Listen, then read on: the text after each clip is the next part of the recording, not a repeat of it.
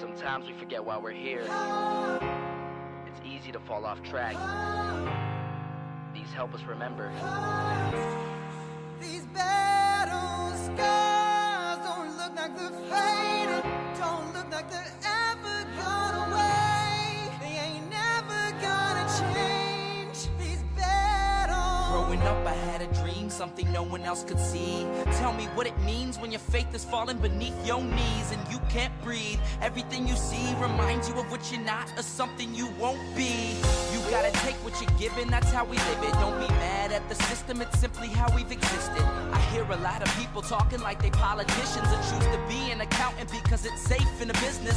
Not because they wanna do it, just because they heard it pays. And who the fuck wants to be poor knowing that's how we've been raised? Society is getting heavy, I can feel the weight. The pressure of success is like 100 million pounds of shame. And that's the reason I'm staying up late, trying to find a way to escape the stereotypes this day and age is making me feel like the only way I'll be happy is getting signed to a label and making money through rapping. I wanna share my emotion because this world is attacking the very principle of life that lets the people be happy.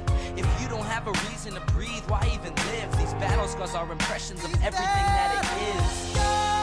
Don't look like they're faded, don't look like they're ever gone away. They ain't never gonna change. These battle scars don't look like they're faded, don't look like they're ever gone away. They ain't never gonna change.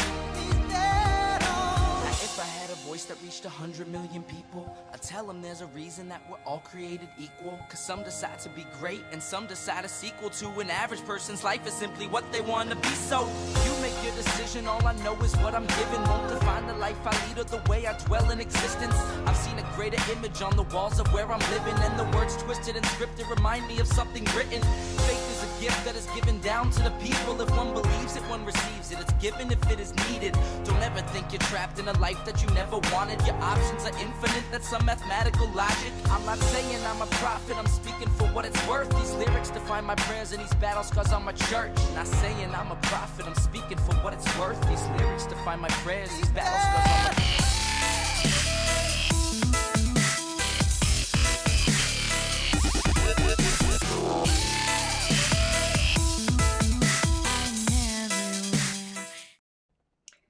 Well, whoa, something got messed up here. 1 second.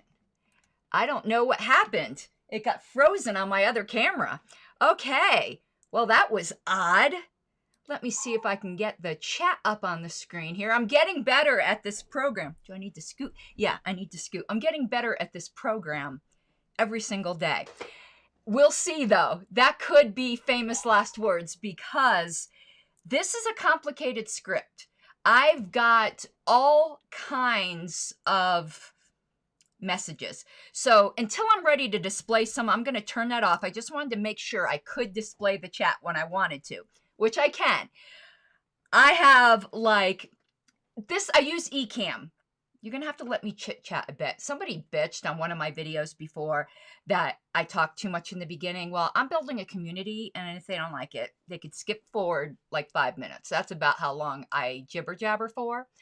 And also, I'm wearing a turtleneck this video because on my Tucker Carlson video, somebody came along. You remember that very modest sweater I was wearing on that video? Well, they came along and said I was wearing a slutty sweater. Let's see if someone thinks this is a slutty sweater. Oh boy. I think I'm just going to have to start wearing hoochie tops if I'm going to be saying I'm dressing slutty. I might as well actually dress slutty. But, so using Ecamm, I've got all kinds of clips. I've been researching the heck out of this movement. And if I have it all set up right, that means I am learning this program. And look at that. You can see all my shit in the background. Oh well, ignore that. You're not supposed to see that. Anyway, I know. I don't know what was happening there. That was old. That like it was frozen on another camera. See, let me see. Let me see if I can do this. Like, see that one. See, it's frozen. That's frozen. Now I know. I'm gonna have to unfreeze that one. Apparently, sluts do wear sweaters. I don't know why that camera's frozen. You see me like bending all over my computer like a hunchback. That's no bueno. Okay. Well, we're going to get started. Hopefully everything will work. And I've got my notes over here, got the chat over here, camera here. Perfect. Okay. Where to start on this? Well, first of all, I got interested in this movement. And it's a movement to start a new political party. We'll get into the background, who the players are, what they believe, all of that. This is going to be an introductory video. But some of you may be wondering, why should you care about a bunch of Bernie bros that are starting a new party? What does that have to do with you? Besides the fact that you're obviously interested somewhat in politics. But there's actually a greater relevance. That everyone who's concerned about the Libertarian Party should be interested in this subject. And I'll try to explain why. First, you might think I'm exaggerating things, or might think, I don't know, you just might disagree with some of the inferences or predictions that I'm going to make. But one thing I have figured out over the past 5 years, and I've discovered this to my absolute horror, because I hate politics. I hate it with a burning passion. But what I discovered, again, to my horror, is that I'm really good at it. I have excellent political instincts. A lot of predictions I make are right. I tell my husband each time, he goes, you know, you're right. And he's learned to listen to me when I say, I see the subtext here. I see what's coming. And he's always like, how did you know that? I don't know. For something I loathe so much, I normally have the suckiest instincts with everything else in life, but politics, I have very good instincts when it comes to politics. And I've got some instincts about this movement. I could be wrong. So why I think it's important to us. A, we're the third largest political party. I think we've gotten very comfortable and soft in that position. And I don't think it would take very much to unseat us from that position. I said this on my Facebook page, and I got kind of pissed off when all I got, well, not all I got, because a lot of people were chatting with me, but from one particular fellow LNC member, all I got was a laugh react. And I'm like, that is some arrogance right there. What all you could say to that is a laugh react, like it's inconceivable that someone could come along and take our place. Don't ever get complacent like that. Well, yes, we're the third largest party. We know that's like being the biggest guppy, okay? It's not that hard to take over. Like I used to say, I used to be very big into theology debate forums, and I was on this one forum that I didn't like the way it was ran, okay? I didn't like the way it was ran. So you know what? Me and some friends went and started another one. And then when people came to our forum and said they didn't like the way it was ran, you know what we told them? Go start your own. We proved anyone can do it. Same thing with the Libertarian Party. We proved anyone can start their own party. You don't like it? Go start your own. Go roll your own. But just like the forum I started ended up being more successful than the forum I left. And I had no experience. It was just me and a couple friends. Don't think that we're secure. You got to stay hungry. You got to always be looking out for competitors. Politics is cutthroat. And while I was watching this party, now here's the part, and I'm used to explaining this and apologizing for this. I'm not going to do that anymore.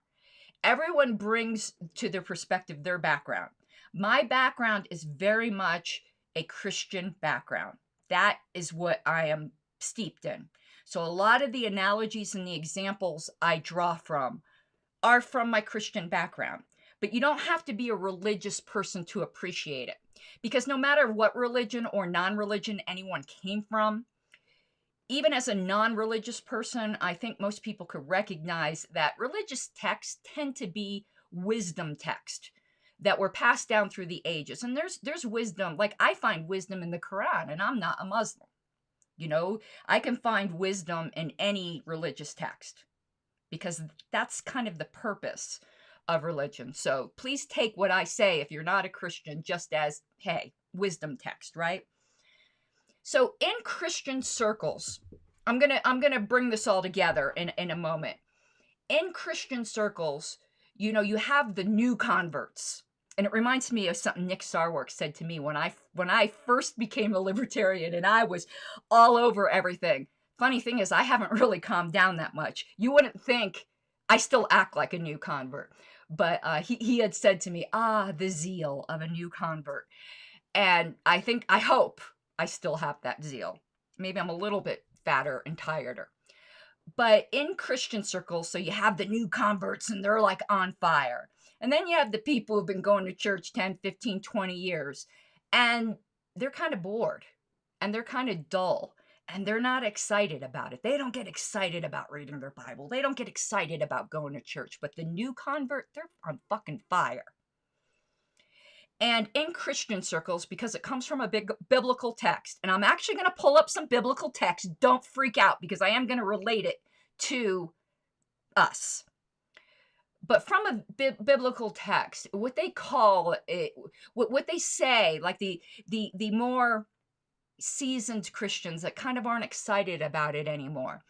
There's this hymn, there's this worship song that says, where they pray to God to re-inflame in them their first love. And the zeal that a new convert has is called like your first love.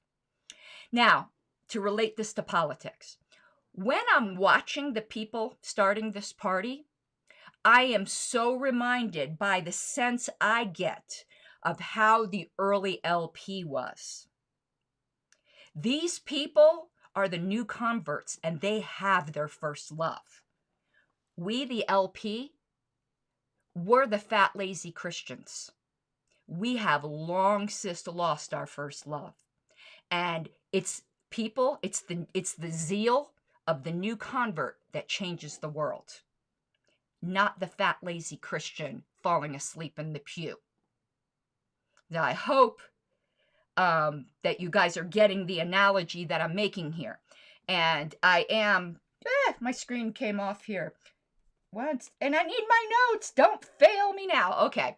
So now let me bring up some things here that I'm going to tie this all in, but I hope that meant something, like you understand where I'm coming from. Okay.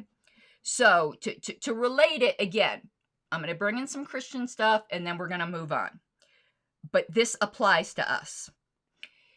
This is going to be a verse out of Revelation, and it's a wisdom text. So here we go.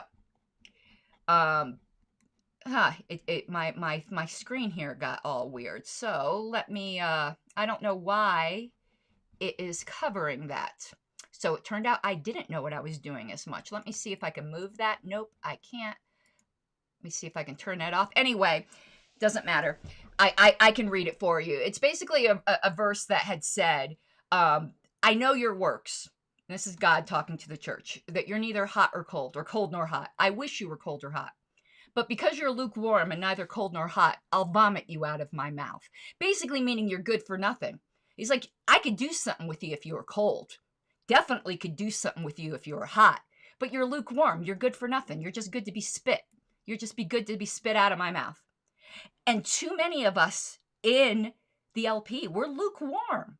That's why the National Party hasn't done shit about the biggest violation of our civil liberties in this century, maybe? In peacetime, for sure. I mean, I'm sure Japanese people would disagree, you know, when they were put in internment camps, but that was wartime. In peacetime, I think this is the biggest violation of our civil liberties. But we're not doing a damn thing about it. Why?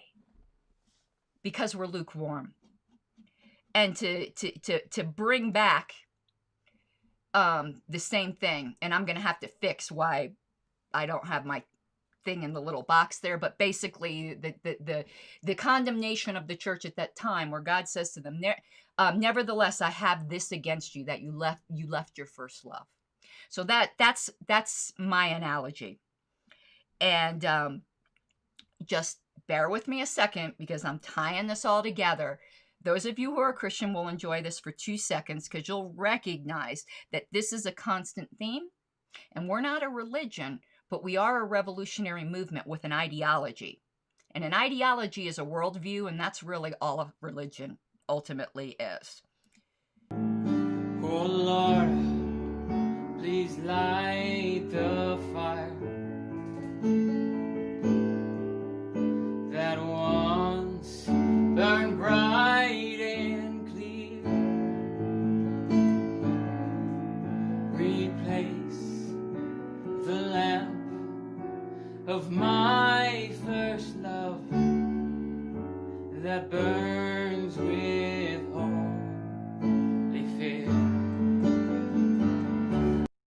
Okay, so replace the lamp of my first love. Reignite our fire. That's what we need, and that's why I'm studying this movement. And that's why I think it's actually important for all of us. Now, hopefully that was enlightening in some ways. Again, whether you're Christian or not. So, to introduce you guys to what these people are up to, I have a couple introductory videos that one was put out by them and one was put out by somebody examining them. And I'm going to let them play and we're going to talk about them. But I think it's important that you get where they're coming from. Okay? So the first one's a short video by them, and it's actually pretty snazzy. We don't put out cool little snazzy videos. Our candidates sometimes do. Why isn't the party doing something like this? This is on YouTube. It didn't cost them anything, and it's advertisement. It gets a decent amount of views. So let's play that first one, and it's going to go right into the second one, which is, I don't know if it's somebody they put up to making this explanatory video or whether it actually is independently someone going over the movement, but let's play both of these.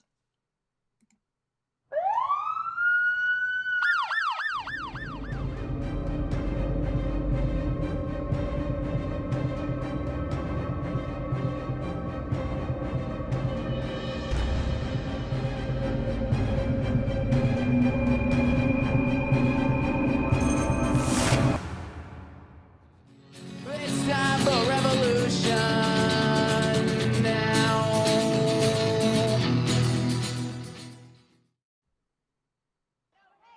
No fear. Everyone is welcome here. No hate. No fear. Everyone is welcome here. We don't want your tiny hands anywhere near our underpants. I, Donald John Trump, do solemnly swear. They will be met with fire and fury.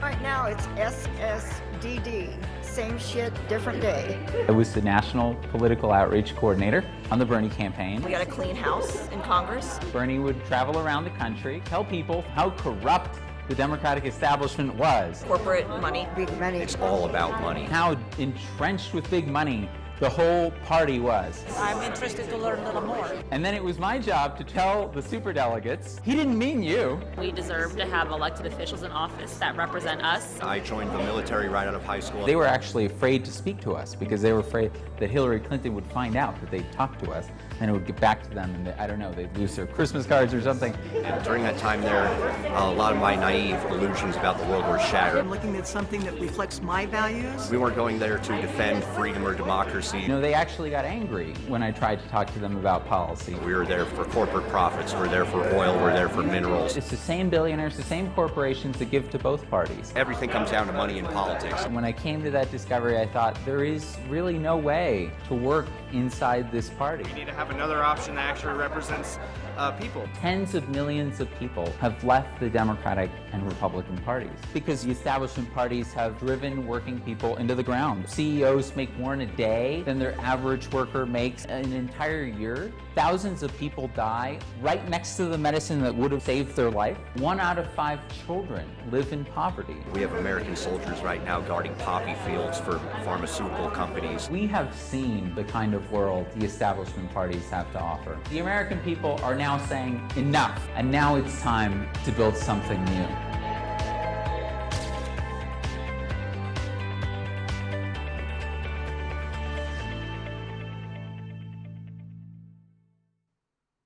Okay, so they've got a lot of vivaciousness. So it's the Bernie Bros, and those are just little promo videos that they've put out. Why we're not doing that as the LP, I have no idea. Why we aren't putting out short little things. I was doing a little bit of that for a while back last term, and then they don't want me to do it anymore. Fine, I do it on my own channel now. So what are they actually doing now? That kind of showed the past couple of years where they were organizing after the disappointment with Bernie in 2016.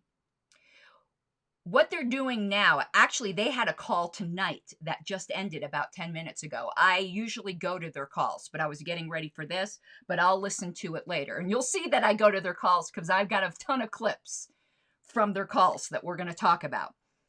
But what they're doing now is they are actually officially organizing as a party in Maine next month, because Maine has strange deadlines. So you have to file by the end of the year, you know, the weird time frames, whatever it is. They have to organize if they want to be on the ballot in Maine for the next presidential election. They have to organize by the end of this year, and they're doing it. So this is no longer just this movement. In Maine, we're going to have competition. And they've already got groups, not affiliates, not yet organized parties, but in every state. They've got a really slick network of how they're organizing their volunteers. While I could attend the calls merely as an observer, you know, I won't sign up to do opposition research because that would be, in my view, fraudulent, because I'm really not interested in volunteering. And in order to get access to their Slack group and whatever other community organizing that they have, you have to sign up as a volunteer. And I'm obviously not going to do that. So they're organizing in Maine. And let's take a look at that. And I think I figured out how I can fix my camera. So here we go. Yep, I can move that over, even though I can't make it. Can I make it smaller? Let me try this. Hey, look, but it's a weird shape. But anyway, so here we have the ballot access requirements for political parties in Maine. So that is why they're organizing now. You could take a look at this on Ballotpedia. That's what I pulled it up. Let me see here. We're not even recognized in Maine right now. It takes a while to get recognized. You can get on the ballot. You can have someone who indicates a party preference. If you're really interested in the nuts and bolts of what you have to do in Maine, you can take a look at Ballotpedia, but it's in here. Let's see here.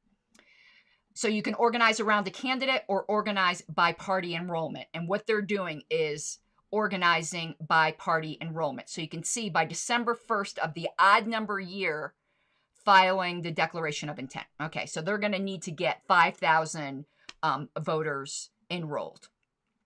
So that's what they're doing. Now, we have issues in Maine ourselves, and they're going to run into these same issues. In some ways, I feel bad knowing what they're going to start to face with the ballot access issues. And in this sense, it's going to be an advantage to us to have some young, fiery new party, because they're going to want to battle. And just like, even though we don't agree with the Greens on nearly anything, we do join in lawsuits with them for ballot access. On ballot access and voting reform, we're on the same page. And we're on the same page with these folks on that too. So for here's what's going on with us in Maine. Now, let me, did I unlock that? I need to unlock that so I can move my camera. Move that over. Okay. So we've been in court, and we did lose. This started in 2018, as you can see. I think I pulled this up. This is from the Bangor News, I think, but you can read all about it on Ballot Access News.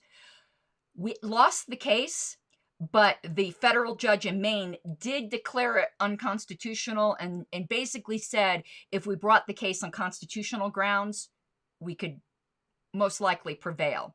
So what happened is, if you don't meet certain thresholds in Maine, they unenroll all of your members. So there were over 6,000 libertarians in Maine that got automatically unenrolled as libertarians by Maine and enrolled as independents.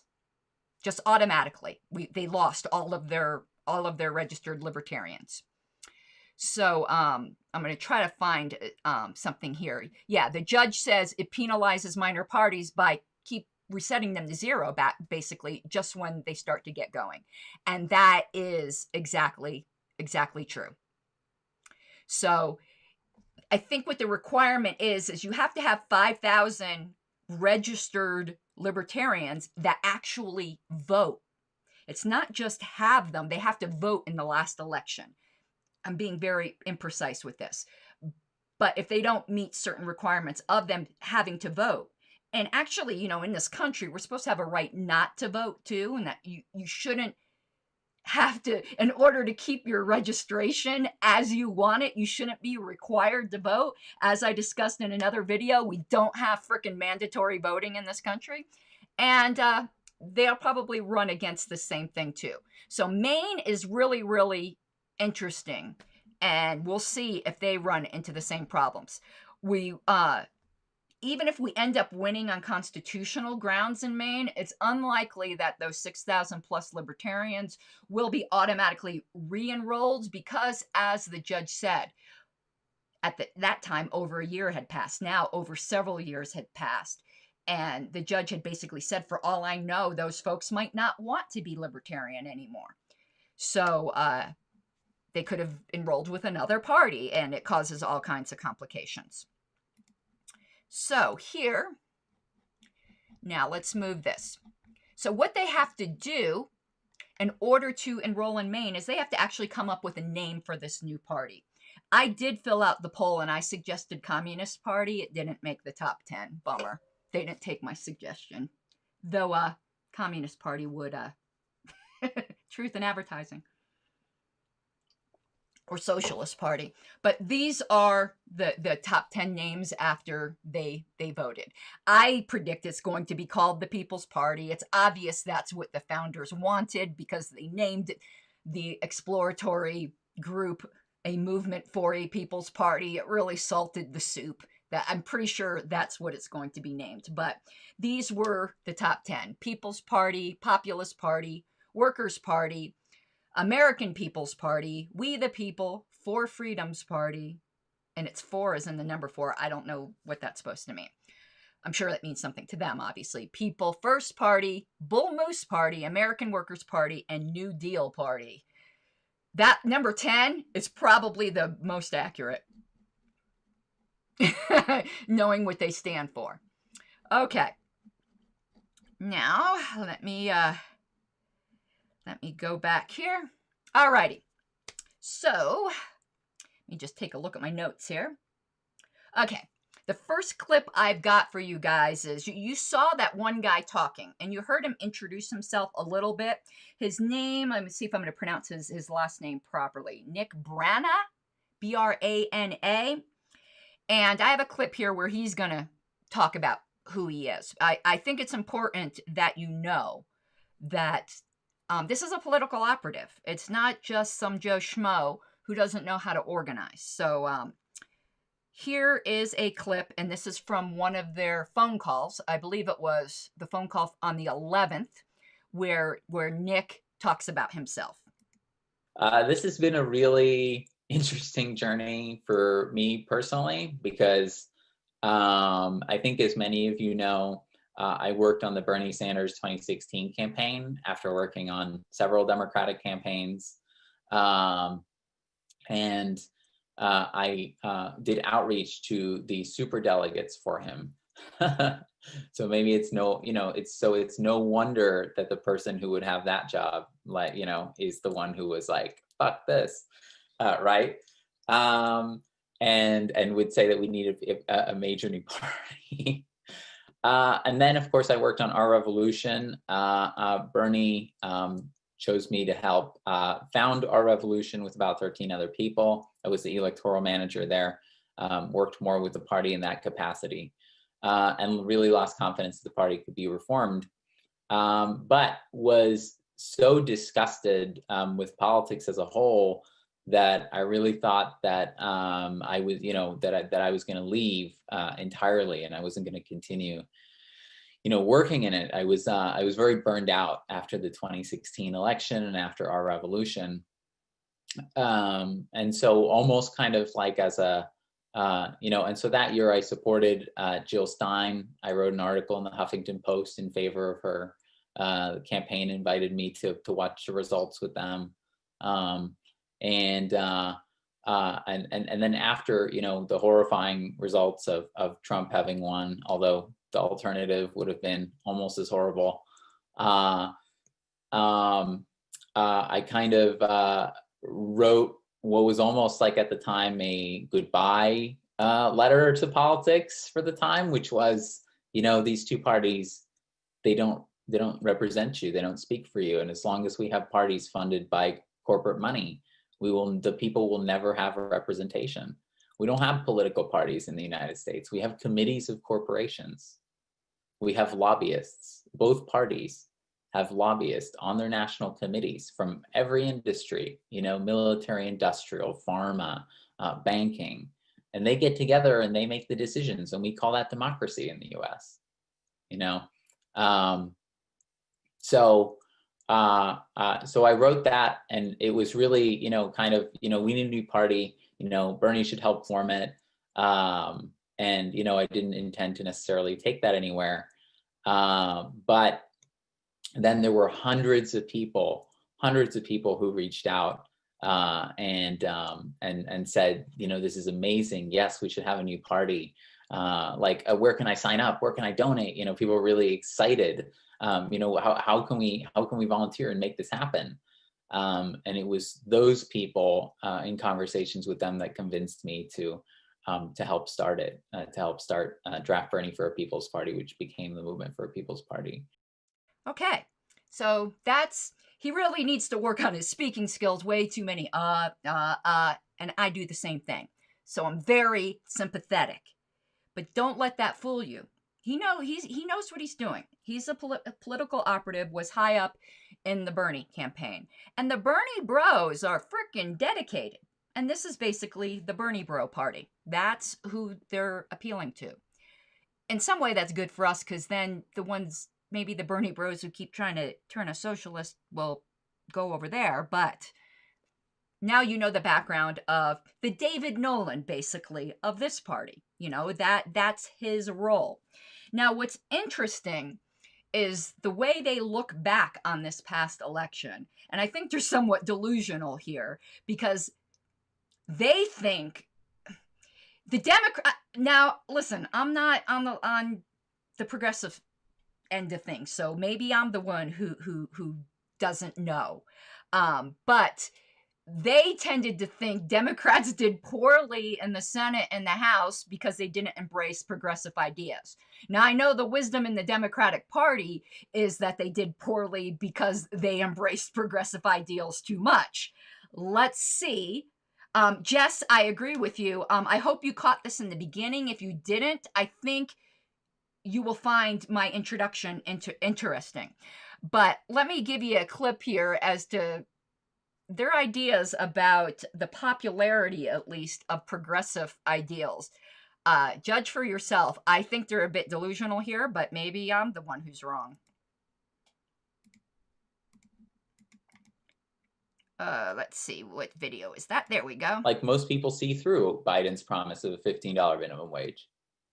But even so, the bar politically is set so low that they can't even bring themselves to lie to people. They can't even rhetorically promise things which would win them the election in a landslide, despite most people knowing that it's a fantasy. And they can't bring themselves to do that. Okay.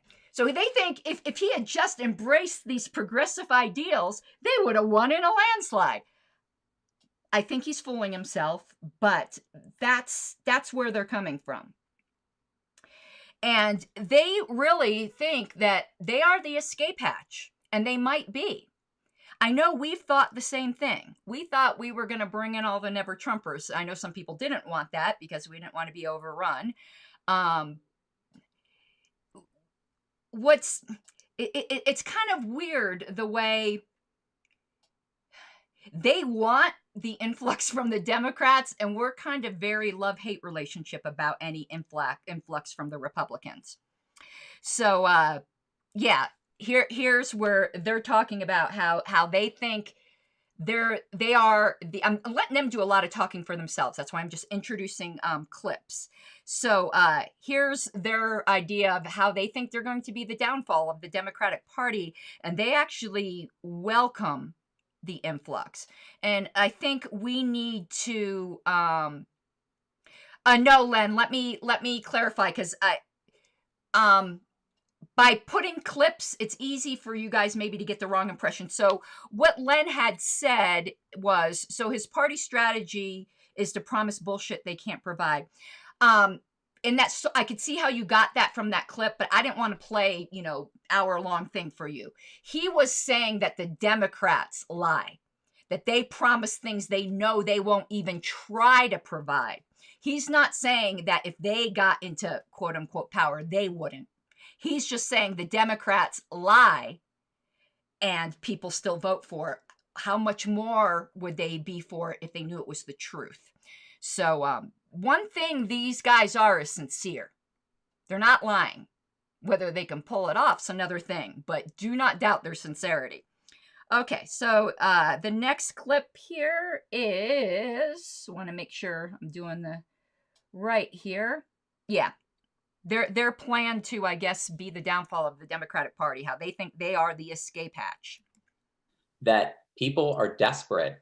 The Democrats have trapped them in a burning building, essentially, that is the status quo. And the Democrats have become the party of the status quo. And the Republicans are opening an escape hatch, and they're saying, here's a way out of the burning building. But that escape hatch is to an even worse future, is to a more authoritarian and more oligarchic future.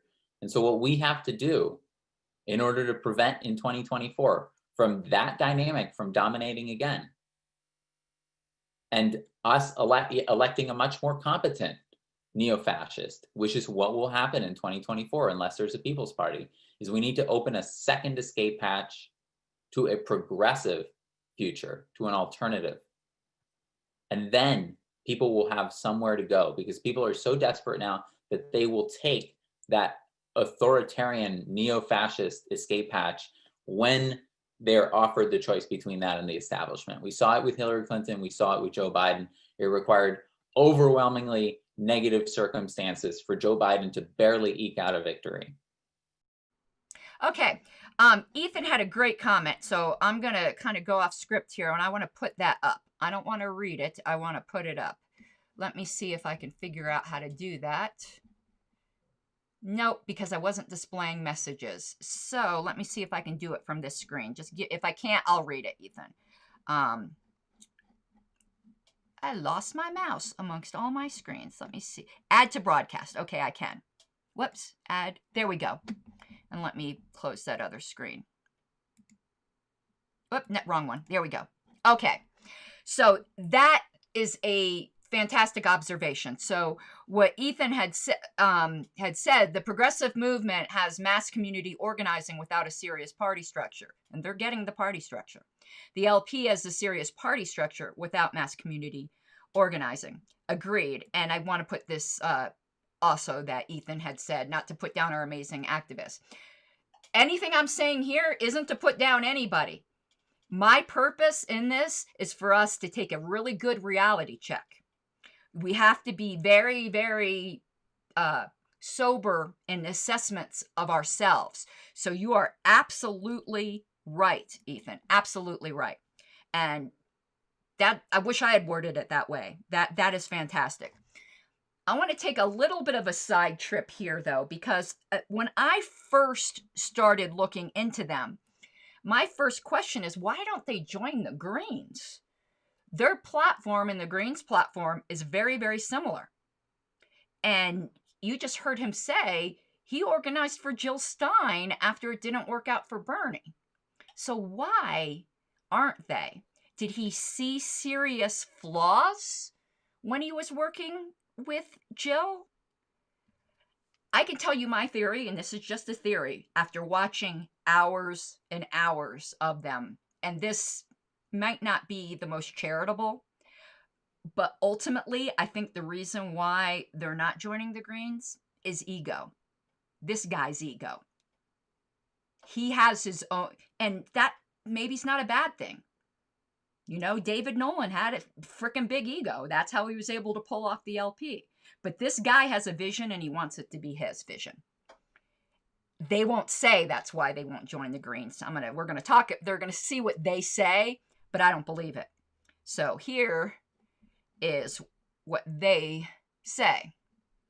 And let me move my little screen here. Okay, why not join the Green Party or another existing party? There we go, next page. Okay, I think he has a fair point here. A party's name is its first impression and identity. It can lead people to see themselves reflected in the party. For an independent party to become a major party, and all they talk about is becoming a major party. They don't ever refer to themselves as forming a minor party.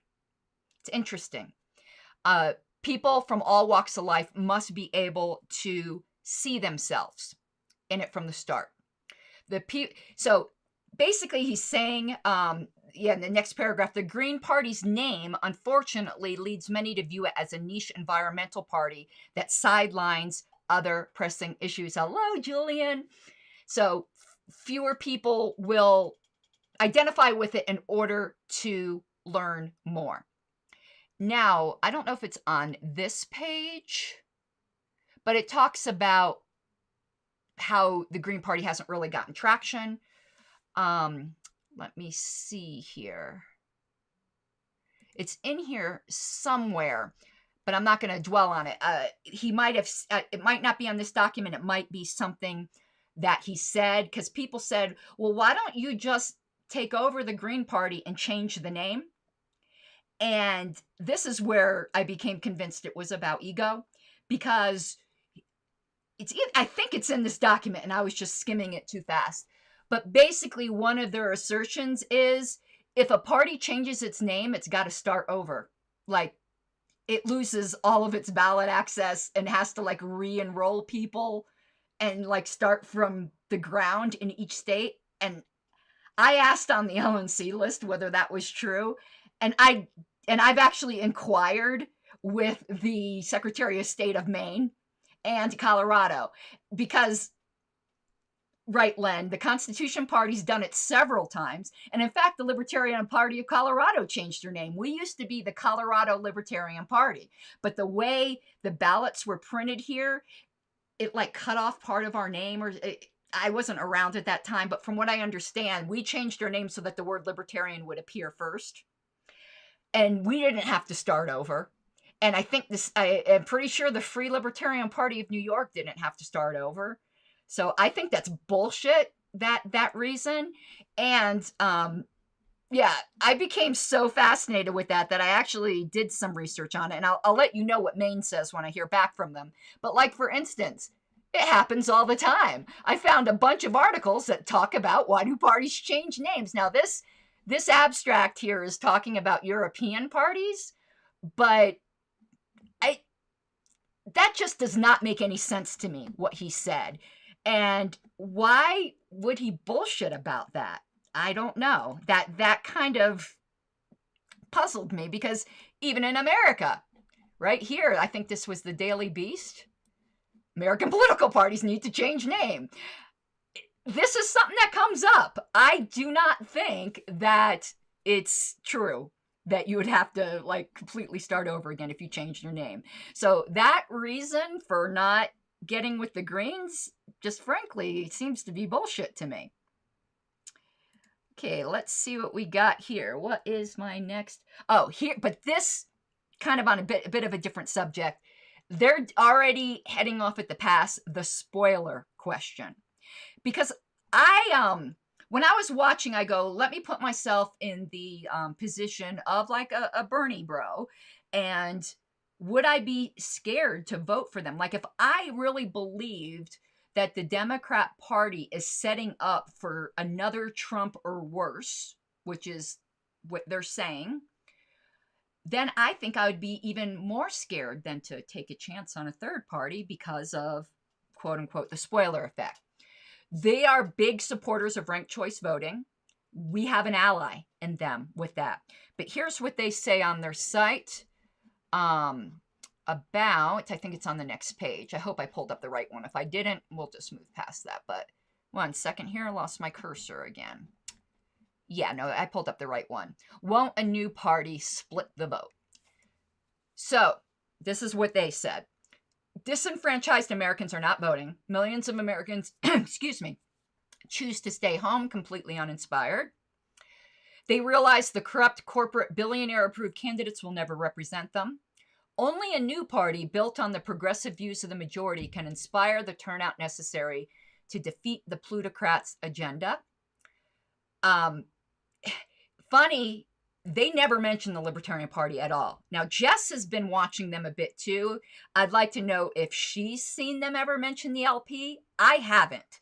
And I watched hours and hours and hours of their material. I think they are overestimating in that first paragraph, because we kind of count on the same thing and it doesn't happen. Not yet. Maybe they'll inspire it. Again, it will be good for us if all of a sudden it becomes normative and popular to vote for a third party. Even if it's the progressives going, we will get some of that effect. So continuing, they said affiliation with the major parties has been declining for a decade. That's absolutely true. In Colorado, there are more unaffiliated or independents than there are combined Republicans and Democrats. If even half of progressives still tolerating the Democratic Party and only half of independents were to join the new party, it would be the largest party in America. What remained of Democrats would become the spoiler. I think he's vastly overestimating how many independents are progressive, because that's simply not the case. And the funny thing is I'm going to be using this material when I'm going out registering people to vote Libertarian, because what I get all the time from unaffiliated in Colorado is, why should I listen? I used to be registered X. And I went unaffiliated or independent. Why should I register Libertarian? I'm over that. And what I say to them is, getting out of the two old parties, that's a great first step. But it sends a message that you're not happy. But it's a very ambivalent message. It's a very unclear message. For all those two old parties know, you might want more socialism. When you register Libertarian, you are telling them in what direction you're unhappy. That is an argument I found to be very, very effective. I do not think half of independents are progressives at all. I don't think half of independents are libertarians. And I think there's far more libertarians that are independents than are progressives. I could be wrong. Okay, I think that was it for that, yeah. So now on to our next thing here. Let me take a look at my notes. Okay. This is another clip where they're talking about their agenda a bit. My notes just say, clip on socialism. So that's kind of broad. I don't know what I was thinking. So apparently what I'm going to show you next year has something very strongly to do with socialism. So let's take a listen. And of course, we've also heard that representatives like Abigail Spanberger, there have been caucus calls in the House with the Democratic Party where corporate Democrats are just furiously arguing against, the few progressives, the handful of progressives that are currently there, and telling them, like AOC, Ilhan Omar, Rashida Tlaib, and telling them that, oh, I never want to hear the word socialism again, and never want to, never want to hear about socialized medicine, Medicare for all. Never mention that. Even though those are all the progressive initiatives are the ones that did best across the country. And the candidates that ran on that also, within the Democratic Party, which is not the majority, also did the best. Okay, so that was more their delusion that the progressive socialist leaning candidates did the best. I don't think that's true. And I know the Democrat Party certainly doesn't think that that's true, but they do. So let's see here. What I wanted to do at this point, and before I do, I don't know how to pronounce your screen name, but what's it? And I want to put you up on the screen here. I don't know how to pronounce your name, but I'm putting you up on the screen. Are you the person over from Reddit that made that what you're using as your avatar? Let me know if that's you, because I know I just commented on that on Reddit, I believe, to the person who made that, who was asking for opinions, and I love it. I love that symbol that you're using. That's like the equivalent of what the Democrats and the Republicans use, and I'm the one who brought forth the motion to have the mascot for that use case. The mascots are wrong, the porcupine for that use case. So I'm putting you back up on the screen here. That is exactly the use case that I envisioned for the porcupine. Not to take the place of the chicken, though I would love to execute the frickin' chicken. Or the Statue of Liberty, or any of that. It's just for these political contexts where you would normally see either that D with a circle on it or the donkey and the elephant. Okay, now I wanted to just briefly take a look at their, if I could pull this up easily, their platforms. Let me see. That's the Green Party one, because I was comparing them. Let me see if I have the People's Party one as well. I thought I did, but my screen's all cluttered here. Let me just move this stuff aside. Is it that tab? Well, let's go up here and People's Party. You can tell the way it came up that I've really been messing with them. Let's see. Let me platform. Okay. Now, what I don't like about it is I wanted to print it out, but when you go to, a lot of the state libertarian parties do this too, and I hate it. I hate these pull-down menus. I'm moving all kinds of stuff off my screen, because here, if you do that, it pulls up, but if you go to the next one, it hides the former one, so you can't get their whole platform on one page, and that drives me crazy. But you can see here, they're really big fans of FDR. So the New Deal Party is like a good term for them. I would really recommend you go take a look at their platform. But let's just highlight a few things. They basically 4-day work week, progressively reduced working hours, universal basic income, work guarantees, just pretty much a guaranteed womb to tomb daddy state. I call progressivism perpetual childhood. But basically, the state will take care of you.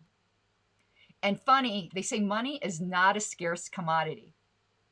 That is just they're going to find out the hard way that it is, just like Venezuela did. They basically say, like Alexandria Ocasio-Cortez did, you just, how are we going to pay for it? You just pay for it. Like, you know, you pull the money out of your ass.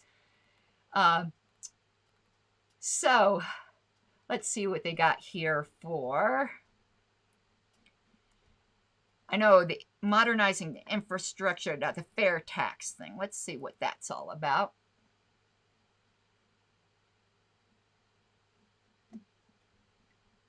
So again, there are some things we would agree with.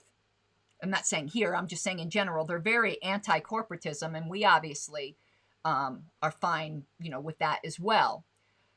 But they're going, well, we won't go as high as 90%, but they're saying it pretty approvingly, and a maximum income. What kind of crap is that? So, I mean, you can see where they're coming from. They do want to pay off student loans, which we do get on board with, but they also want to pay off all medical bills because, again, healthcare is a right.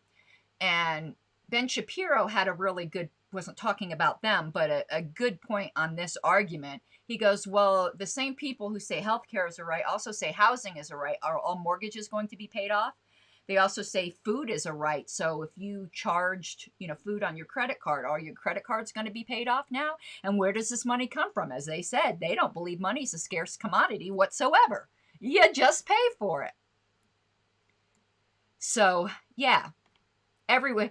Student loans don't simply get paid off. They just get, everyone ends up paying for it, including those of us who didn't want to get into debt, so didn't incur that debt. We end up incurring all of that debt. Now, I am in favor of paying off the student loans because of the racket that the government did. Though I am very intrigued by the idea of making the universities that engaged in this racket with these guaranteed loans be the ones who have to pay it off. But that's a subject for another day. So I would really encourage you to go take a look at their platform and compare it to the Green Party platform. A lot of it is very, very much the same, which again, just puzzles me why they don't take over the Green Party. If the Green Party is that ineffectual, they could be taken over. And if it's not that ineffectual, then why don't you join them? To me, there's no good argument. And if you take them over, you could change the name. There's other reasons, and I haven't put my finger on it yet. Okay. All right. So this next clip I have, you can tell now with all these clips, right, that I've watched a lot of their shit. So here's where they're describing their bold plans. Here we go. So that's why we're not wasting any time in moving ourselves towards a midterm candidates, running for Congress in 2022, winning seats, winning the bully pulpit nationally, and then running for president in 2024, where we're going to really take the political revolution to the next step. That's what it's going to be.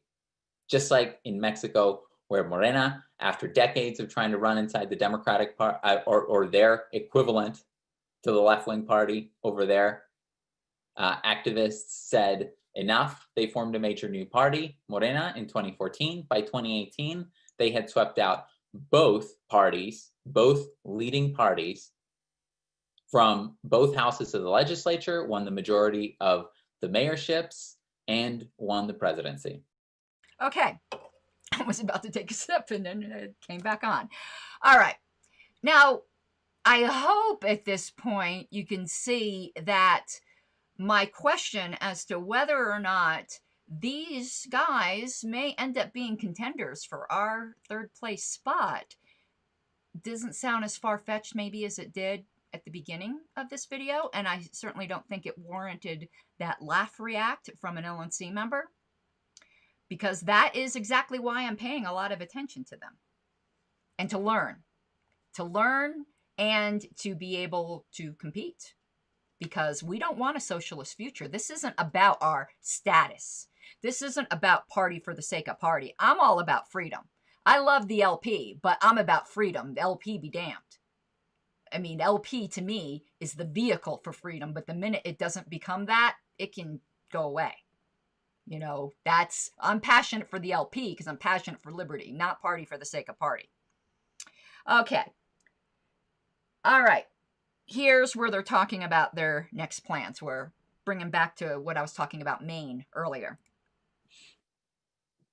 So that's why we are getting ready to file in our first state. And so we made that announcement earlier this week. Thrilled in response to Biden and the election results. In Maine, Maine has a rule where you have to file in December of an even numbered year. And so we'll be filing there just next month. And so that's very exciting that we are going to be forming the People's Party. It's been, you know, a long journey up to here. And now the journey is ready to enter a new phase. And that's very exciting. Okay. They got their plan set. We're going to have competition, at least in Maine. And I bet you by the time midterms come around, they're going to be organized in other areas. What I find strange is I haven't heard anything in Colorado. Now, Colorado has some of the easiest ballot access laws, if not the easiest ballot access laws in the country. And what you need to do is, I got distracted by something Ethan said. I'll go back to that in a minute, but I need to pull up my little chat screen that got lost here. And it didn't work. 1 second. Why aren't you pulling up? Anyway, so yeah, they're on the ball. We talked like that too back in 1972. But what did we do in 1972? We did get an electoral college vote. And I have my theory about why that momentum didn't continue, and I've talked about that in other videos because we've been of two minds. I don't think we're going to see these guys be of two minds. Let me just briefly summarize for those of you who haven't heard me go on and on about this before. We're in some ways, I think we're self-hating libertarians. We suffer from what and when I say we, I mean we as a party. I'm not talking about me. I'm not talking about you. I'm just saying in general. What Mark Montoni calls wet bladder syndrome. It means we'd rather piss our pants rather than say anything libertarian because we want them to like us and we don't want to scare them. These people they don't care. They believe what they believe and they're going to say it. We used to be that way. We're not that way anymore, and that's why, in my opinion, we haven't gotten anywhere in 50 years. Because we've been just torn apart. Radicals change the world. And the fact that we just couldn't, we struggled with our own, and I don't mean radical as in the difference between the radical caucus and the proud caucus. No, I'm not talking about that. Libertarianism to the rest of the world is radical. The most moderate libertarian is a radical. We didn't keep true to that. And we became, as that verse I put up earlier, lukewarm. Good to only be vomited out of the mouth. And that's why we haven't gotten anywhere in 50 years. My opinion. Don't come for me. They're not going to have that problem, in my view. And that's why they're dangerous. We could be dangerous too if we actually would say libertarian shit and actually, as Michael said, become the party of principle.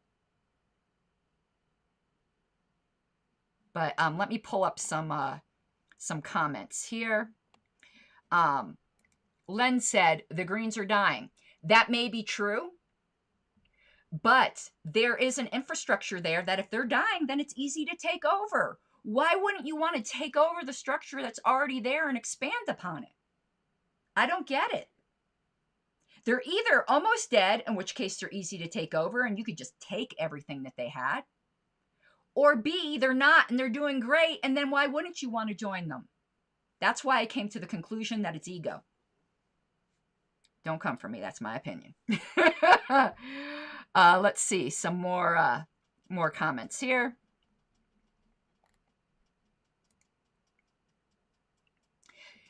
Okay, Kanye, though, didn't have a whole movement behind him. He just had his money. So I don't think Kanye's a good example. We are. And the fact that he has experience with the Greens, he knows damn well what they're getting into. But they never bring it up. They just say, we're going to, we're going to, we're going to. So, yeah. But I will consistently preach that gospel that I did, that we need to get back to our radical roots. And again, I'm not talking about caucuses here. I'm talking about even if we said what our frickin' platform says. But we don't. We shy away from it. And I don't think I don't think I extracted this clip from them. But this guy, he basically said, fuck the 100-year plan. We're not going to take these tiny steps. We're going to take over now.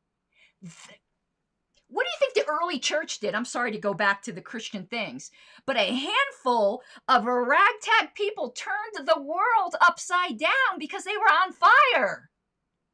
We could do it. The Revolutionary War, it was a small percentage of people that just didn't give a fuck. Sorry.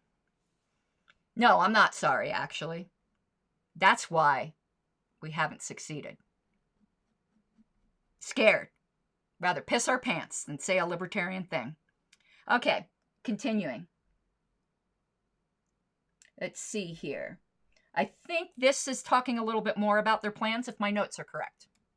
And what are we going to do, given that Bernie and AOC have now admitted that they've stated, as we've been saying for years, that if in fact we have a neoliberal Democrat for another 4 years of neoliberal Democratic reign, that we will get an even worse Trump in 4 years. Well, for those of you who don't want to wait to see that play out, join the movement. There's our movement, because our movement is going to be the only bulwark to that happening.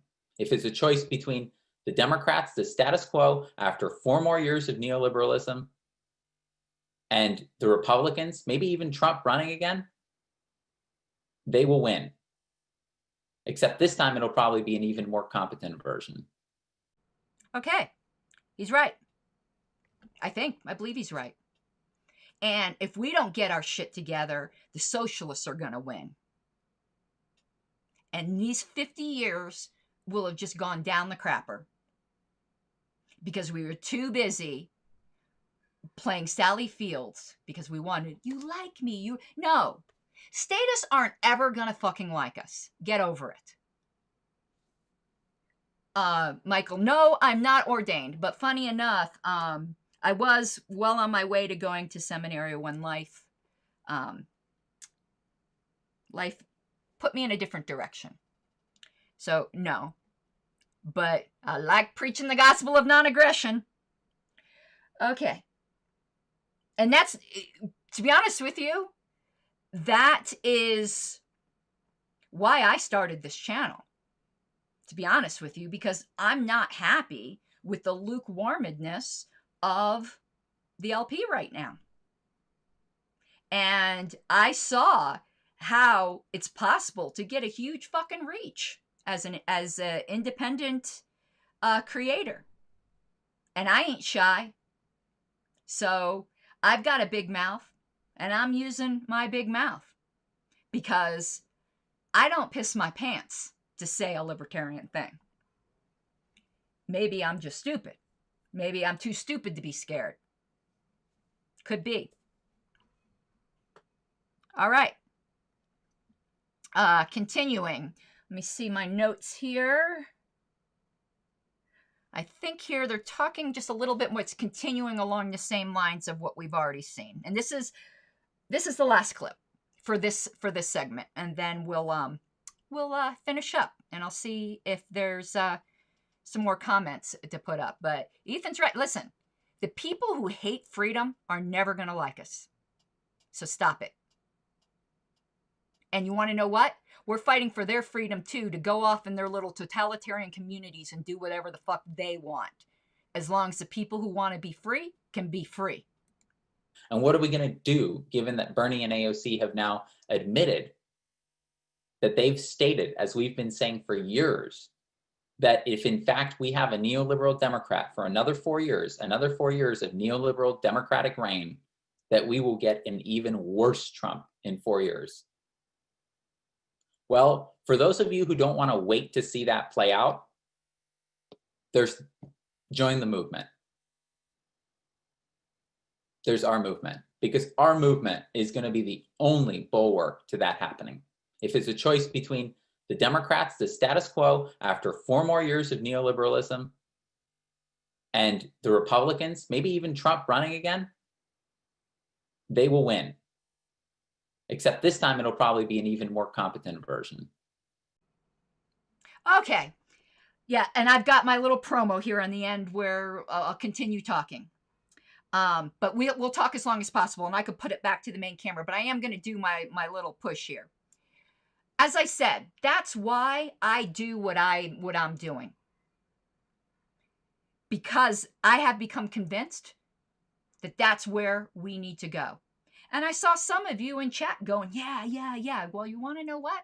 You agree? If you agree and you want more people to hear the kind of shit I'm saying, if you can, I know in COVID now, a lot of people can't. But if you can, support this project. Because ultimately, I would like not to have to work a regular job and just be doing this freaking libertarian stuff. Because again, I got the mouth. I got the mouth, and I have the gift of gab, and can get people to listen. And I ain't scared. So if you can, please become a patron of this. And patrons only. Judge Gray sent me his book here. Just love Judge Gray. Now again, he's one of the more moderates, but I adore him. I did a review of one of his books before, and he sent this to me. I want to see if I fixed my other camera yet. No, this is one sec here. Let me unlock. I just want to see. Nope, I didn't. You get to see my back again. So don't want that. Okay, let me come back. Now I got me all in the background. Let's go back to here. There we go. Okay, so I did my push. I'll put that screen up again one more time as we close. Please, please, please. And I suck at fundraising for myself. I'm good at fundraising for the party. But patrons only will get to go through this book with me, because I'm writing a review for Judge Gray, and I'll be putting the video notes and the discussions of this on my Patreon, and as well as some other books I'll be doing. But thanks so much to Judge Gray for sending this to me. He's a very good writer. Okay. Let's see here. All right.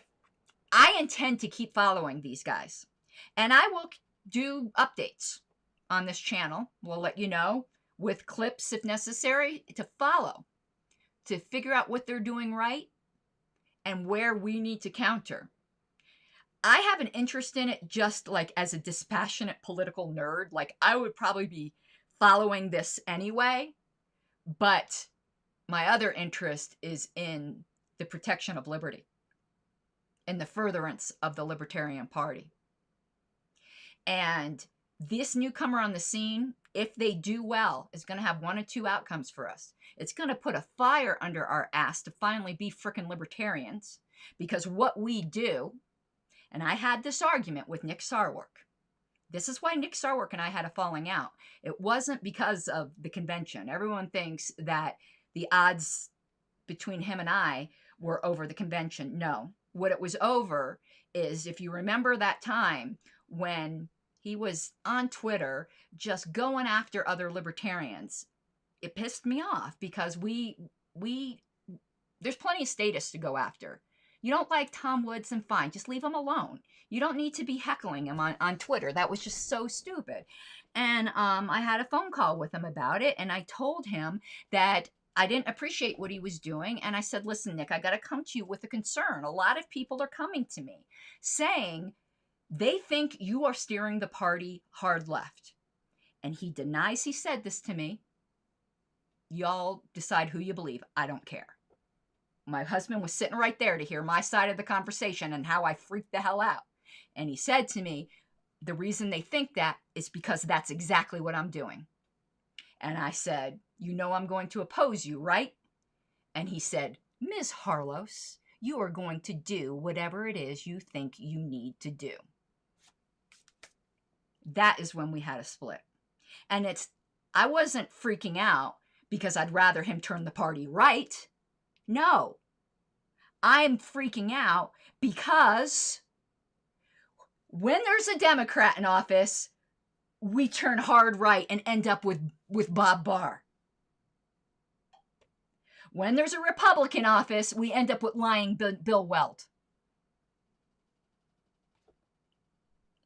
We need to stop worrying about what we agree with the right, what we agree with the left. How do we compare to these two? Fuck those two.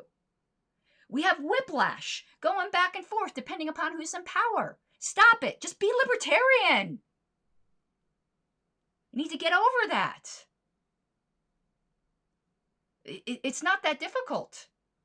Our beliefs are orthogonal to the traditional left-right. We shouldn't be comparing ourselves with them because it does not neatly fit. And not only that, here's the problem. When we say, oh, we agree with this with the left and we agree with this with the right, a lot more gets imported into those statements rather than just the beliefs. The grounding does. And if you don't know, if you're not into philosophy, grounding is the underlying presuppositions of why you believe something. And our grounding is entirely different. Our grounding is the non-aggression principle. Neither of those two have that grounding. So when you say, oh, we believe X like the left does, people tend to think, and you believe it for the same reasons. And same thing with the things we say we believe from the right. No. No, no, no. Okay. Sorry, I was getting myself all riled up here. So I hope you guys see why I'm doing this and the need for it. And I do hope that you found it educational, even if it was just for political, nerdy stuff.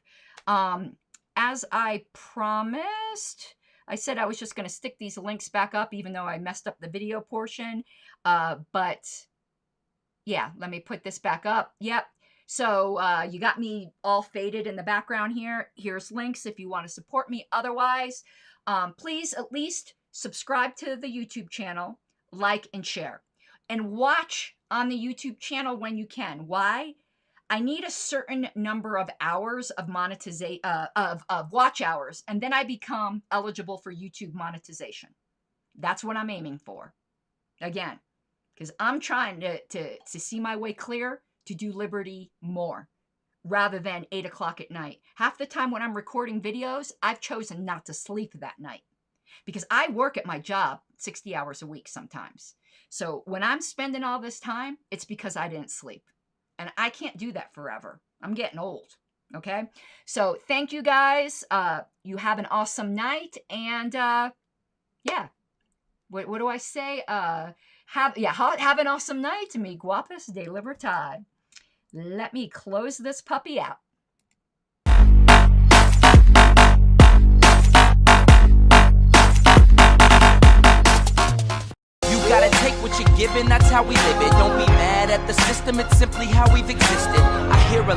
people talking like they politics.